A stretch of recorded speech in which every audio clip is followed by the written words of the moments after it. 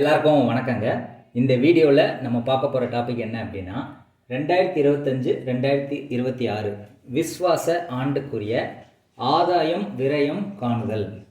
ஆதாயம் விரயம் அப்படின்னா உங்களுடைய லாபம் நஷ்டம்.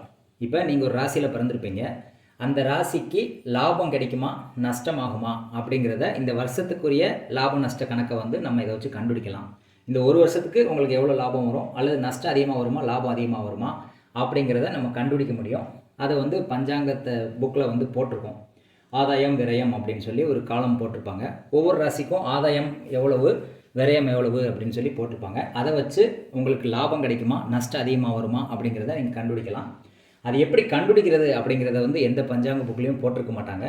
இது பஞ்சாங்கத்தை நுணுக்கமாக தெரிஞ்சவங்களுக்கு மட்டும்தான் இந்த கால்குலேஷன் தெரியும். அதை பஞ்சாங்கத்தில் யாரும் மென்ஷன் பண்ண மாட்டாங்க. ஏன்னா நீங்கள் எல்லாத்தையும் கற்றுக்கிட்டிங்கன்னா அவனுக்கு வேல்யூ இருக்காது. அதனால் யாரும் அதை மென்ஷன் பண்ண மாட்டாங்க. இருந்தாலும் உங்களுக்கு தெரியறதுக்காக இந்த கால்குலேஷனை நான் சொல்கிறேன். இது வரைக்கும் யூடியூப்பில் யாருமே இதை சொன்னதில்லை. ஓகே, இப்போ 2025 2026 விஸ்வாச ஆண்டு, விஸ்வாச வருஷம் அப்படின்னு சொல்லி சொல்லுவோம். அந்த தமிழ் வருஷத்துக்குரிய ராஜா யார், எந்த கிரகம் ராஜாவாக வருது அப்படின்னு கண்டுபிடிக்கணும். இதே மாதிரி மந்திரி யார், சேனாதிபதி யார், அர்க்காதிபதி யார், தனாதிபதி தானியாதிபதி யார், மேகாதிபதி யார், ரசாதிபதி யார், நிராசாதிபதி யார் அப்படின்னு சொல்லி 9 வகையான அதிபதிகள் கொடுக்கப்பட்டிருக்கு. அதை பற்றி டெப்த்தாக போனோம் அப்படின்னா பஞ்சாங்க நுணுக்கமாக நம்ம கற்றுக்கிட்டா தான் அதை நான் உங்களுக்கு சொன்னால் புரியும். பஞ்சாங்கம் தெரியாதவங்களுக்கு நான் சொல்கிறது புரியாது. அதனால் பஞ்சாங்கத்தை பற்றி வீடியோஸ் வேணும் அப்படின்னா நான் அதையே ஒரு கோர்ஸ் மாதிரி ரெடி பண்ணலான்னு இருக்கேன். உங்களுக்கு விருப்பம் இருக்கிறவங்க கமெண்ட் பண்ணுங்கள். அந்த கோர்ஸை யூடியூப்லேயே இந்த ஜாயின் பட்டன் கிளிக் பண்ணி நீங்கள் அந்த வீடியோஸ் பார்க்குற மாதிரி நான் ரெடி பண்ணலான்னு இருக்கேன். உங்களுக்கு விருப்பம் இருந்தால் நீங்கள் சொல்லுங்கள். பஞ்சாங்கத்தை பற்றின ஃபுல் புரிதல் பஞ்சாங்கத்தை பற்றியே ஃபுல் வீடியோஸ் நான் போடுறேன். ஏன்னா பஞ்சாங்கத்தை பற்றி நிறைய பேருக்கு எதுவுமே தெரியாமல் வெறும் ராசி கட்டத்தை வச்சு வாழ்க்கையை ஓட்டிகிட்டு இருக்காங்க. பஞ்சாங்கம் தெரியாமல் நீங்கள் பார்க்கக்கூடாது எதையும் அப்படிங்கிறது தான் என்னுடைய கருத்து. ஓகே, இப்போ அந்த வருடத்தினுடைய ராஜா எப்படி கண்டுபிடிக்கிறது அப்படின்னா 2025 2026 வருடத்துக்குரிய ராஜா சூரியன். இதை பஞ்சாங்க புக்லேயே மென்ஷன் பண்ணியிருப்பாங்க, எது ராஜாவாக வருது எது மந்திரியாக வருதுன்ட்டு. ஆனால் அது எப்படி கண்டுபிடிப்பாங்க, எப்படி ராஜா வருதை கண்டுபிடிக்கிறது அப்படிங்கிறத அவங்க போட்டிருக்க மாட்டாங்க. அதே மாதிரி ஒரு ராசிக்கு ஆதாயம் விரயம் போட்டிருப்பாங்க. அதை எப்படி கால்குலேஷன் பண்ணி கண்டுபிடிக்கிறதுங்கிறது அதில் போட்டிருக்க மாட்டாங்க. நுணுக்கமான விஷயங்கள் யாருமே சொல்ல மாட்டாங்க. அதனால் உங்களுக்காக நான் புரிகிறதுக்காக இந்த விஷயம் போடுறேன். ஓகே, ஏற்கனவே இந்த ராசியினுடைய ஆதாயம் விரயம் எப்படி கண்டுபிடிக்கிறதுன்னு சொல்லி பழைய வீடியோவில் போட்டேன். நிறைய வியூஸ்லாம் போகல, ரொம்ப டெப்த்தாக போட்டால் யாரும் கேட்க மாட்டேங்கிறாங்கிறதுனால நானும் போடுறதில்ல. இப்போ இந்த வருஷம் தொடங்குறதுனால ஆதாயம் விரயம் பற்றி போட்டிருக்கேன்.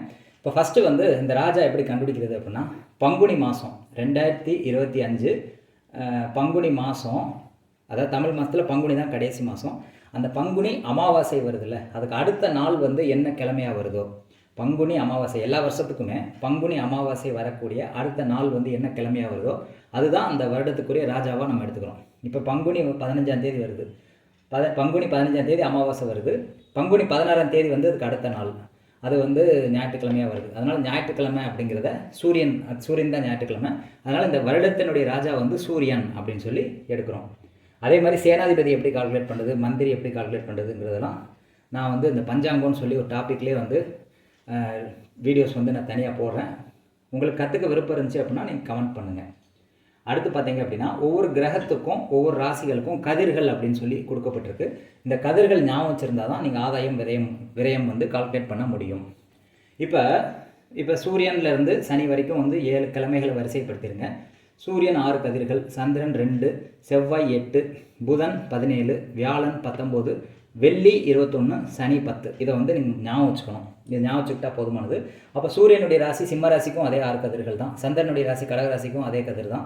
இப்படி ஒவ்வொரு கிரகத்துக்குரிய ராசிகளையும் நீங்கள் போட்டு அதுக்கும் இதே கதிர்கள் தான் வரும். அதனால் இந்த கதிர்கள் என்னென்ன எந்தெந்த கிரகத்துக்கு வருதுன்னு தெரிஞ்சால் அந்த கிரகத்தினுடைய ராசிகளுக்கும் அதே தான் வரும்.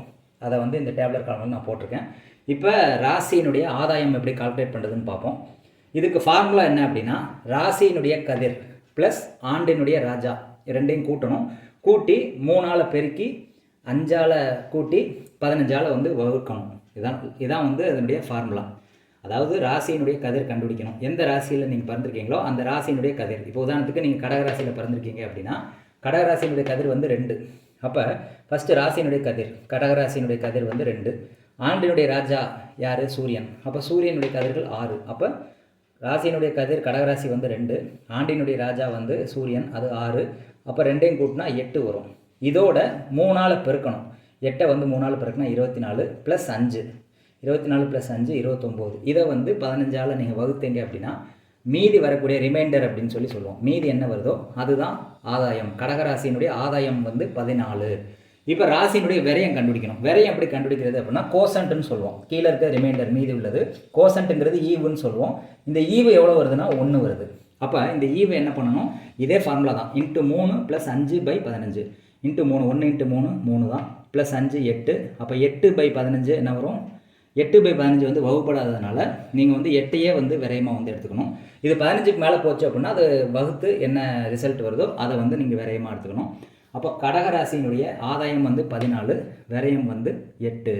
இப்படி வந்து ஒவ்வொரு ராசிக்கும் நீங்கள் என்ன ராசியில் பிறந்திருக்கீங்களோ அந்த ராசியினுடைய கதிர்களை வந்து நீங்கள் எடுத்துக்கணும். இப்போ உதாரணத்துக்கு நீங்கள் தனுசு ராசியில் பிறந்திருக்கீங்க அப்படின்னா 19 கதிர்களை எடுத்துக்கணும். 19 ப்ளஸ் இந்த ஆண்டினுடைய ராஜா 2025 2026 ராஜா வந்து சூரியன். அப்போ சூரியன் கதிர்கள் 6. அப்போ தனுசு ராசினா 19 + 6 × 3 + 5/15. இதை கூட்டி மீதி என்ன வருதோ அது ஆதாயமாக எடுத்துக்கணும். இதில் வரக்கூடிய அந்த ஈவு மேலே இருக்கக்கூடியதான் ஈவு. இதை வந்து 3ஆல் பெருக்கி 5ஆல் கூட்டி திரும்ப 15ஆல் டிவைட் பண்ணும்போது உங்களுக்கு மீதம் என்ன வருதோ இது வகுப்படாததுனால இதில் இருக்கிறத வந்து அப்படி எடுத்துக்கிறோம். இது விரயமாக எடுத்துக்கிறோம். இப்படி வந்து உங்கள் வீட்டில் வந்து யார் யார் என்ன ராசியில் பிறந்திருக்காங்கன்னு பாருங்கள். அவங்களுடைய ஆதாயம் விரயம் எப்படின்னு சொல்லி கண்டுபிடிங்க. ஆதாயம் வந்து அதிகமாக இருக்குது, விரயம் வந்து கம்மியாக இருக்குது. அப்போ அது என்ன சொல்லுதுன்னா இந்த வருஷத்துக்கு வந்து லாபம் வந்து உங்களுக்கு அதிகமாக கிடைக்கும். கடகராசியில் பிறந்தவங்களுக்கு லாபம் அதிகம், விரயம் வந்து கம்மியாக தான் இருக்கும். அப்போ பெனிஃபிட் வந்து ஜாஸ்தி இருக்குது கடகராசிக்கு அப்படின்னு சொல்லி எடுத்துக்கலாம். இப்படி 12 ராசிக்கும் ஆதாயம் விரயம் வந்து நீங்கள் கண்டுபிடிக்கலாம். கண்டுபிடிச்சு இப்போ வீட்டில் வந்து ஒரு 4 பேர் 4 ராசியில் பிறந்திருக்காங்கன்னா அந்த 4 பேருடைய ஆதாயம் விரயம் கண்டுபிடிங்க. ஆதாயத்தை ஃபுல்லாக கூட்டுங்க, விரயத்தை ஃபுல்லாக கூட்டுங்க. டோட்டல் எவ்வளோ வருதோ அது வந்து ஆதாயம் அதிகமாக வந்துச்சுன்னா உங்கள் குடும்பத்தில் வந்து லாபம் அதிகமாக இருக்கும்னு சொல்லலாம். விரயம் அதிகமாக இருந்துச்சு அப்படின்னா உங்கள் குடும்பத்தில் வந்து நஷ்ட கணக்கு தான் அதிகமாக இருக்குது, செலவு தான் அதிகமாக இருக்குது அப்படின்னு சொல்லி நம்ம கண்டுபிடிக்கலாம். இப்படி வந்து ஆதாயம் விரயம் கண்டுபிடிக்கிற முறை வந்து யாருமே யூடியூப்பில் சொல்லாததை வந்து நான் சொல்லியிருக்கேன். உங்களுக்கு பஞ்சாங்கம் பற்றின ஒரு வீடியோ செஷன் வந்து கிளாஸஸ் வந்து எடுக்கிற மாதிரி வேணும் அப்படின்னா நீங்கள் கமெண்ட் பண்ணுங்கள். இந்த பஞ்சாங்கத்தை பற்றின புரிதலையே வந்து நான் வீடியோ செக்ஷனாக பதிவு பண்ணி ஜாயின் பட்டன் கிளிக் பண்ணி நீங்கள் ஜாயின் பண்ணுற மாதிரி நான் வந்து ரெடி பண்ணுறேன். நன்றி, வணக்கம்.